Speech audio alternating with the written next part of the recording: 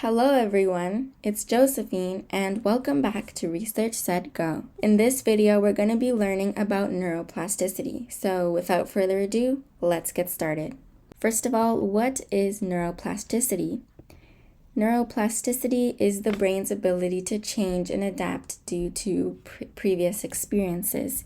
The brain can change, reorganize, and grow neural networks. Now, neuroplasticity is a pretty big word, so let's break it down. Plasticity, think of the word plastic, which is malleable when you melt it down. So when we melt plastic, we can mold it however we want to form a plastic bottle, for instance. The neuro part of this word stands for neurons, which are building blocks of the brain. So put plasticity and neuro together, you get neuroplasticity, which is sort of the malleability of the brain. Now, there are two types of neuroplasticity.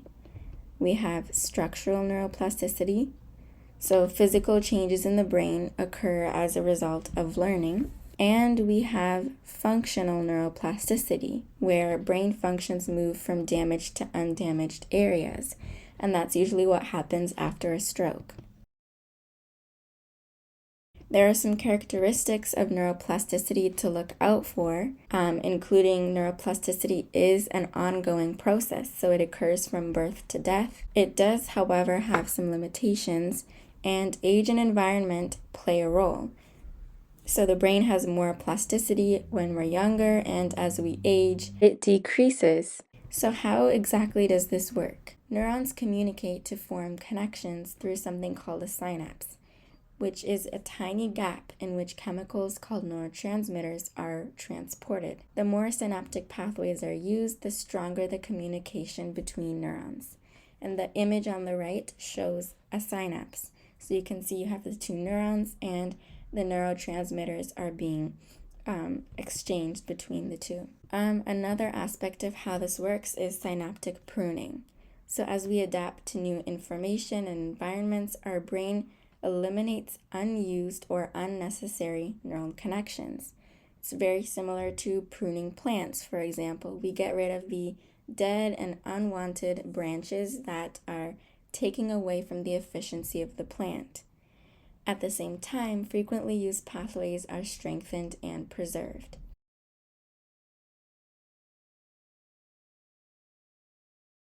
Moving on to the third part of how this works,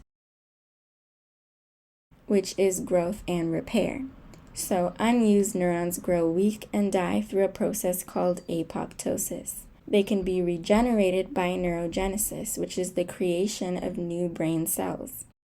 Glial cells, also known as neuronal assistants, help neurons to repair, remodel, and regenerate themselves. So similar to pruning, we're getting rid of weak and unwanted neurons, and we're replacing them with healthier, more efficient ones. Chemical changes also contribute to neuroplasticity. So depending on the situation, your brain can increase or decrease the chemicals it sends to neurons. This can improve your short-term memory and help you learn a new skill. So if you're studying something, for example, serotonin or dopamine, or even both, will be released to help you retain that information. Now, like I mentioned earlier, neuroplasticity does change over time, and early childhood is the most important time for learning. Although everyone's brain can be rewired, it happens easiest during childhood.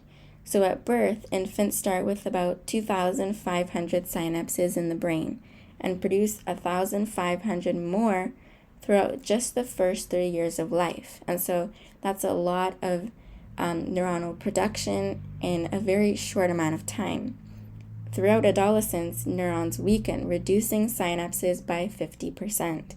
And so that's why babies and young children can learn multiple languages in a multilingual household just by being around people that speak those languages.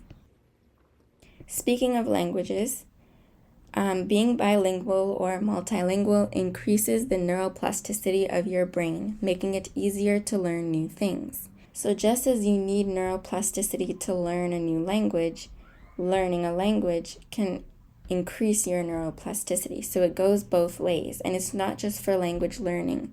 Any skill, even dancing, the more you step out of your comfort zone. So the brain doesn't have a fixed storage capacity, and it can grow endless connections. You can learn as many languages as you want. In order to be able to improve our neuroplasticity, we need to understand the fire together, wire together principle. So as shown in this image here, these neurons are firing or synapsing. And the fire together, wire together principle states that when neurons are physically in the same area, when one fires, all the other will fire at the same time. So they kind of create this dependence on one another. It's called experience-dependent plasticity. So if you practice something consistently, like meditating, learning a language, or playing an instrument, you will improve that skill by forming stronger connections through this experience-dependent plasticity principle. So finally, you're probably wondering, what things can I do today to improve my neuroplasticity? So expose yourself to new foods, new activities. Just expand your horizon, and your neuroplasticity will improve that way. But exercising, physical exercise, can really help. Meditating, learning a language, instrument, or new skills, sleeping enough and consistently, eating healthy, engaging in creative activities like art, reading, traveling, and playing games can really improve your neuroplasticity and expand your neuronal horizon. So we've made it to the end of this video, and I'd like to thank you so much for watching. If you'd like to learn more about this topic, there are some links in the description down below for further reading. And if you learned something new, please subscribe, and I'll see you next time. Bye!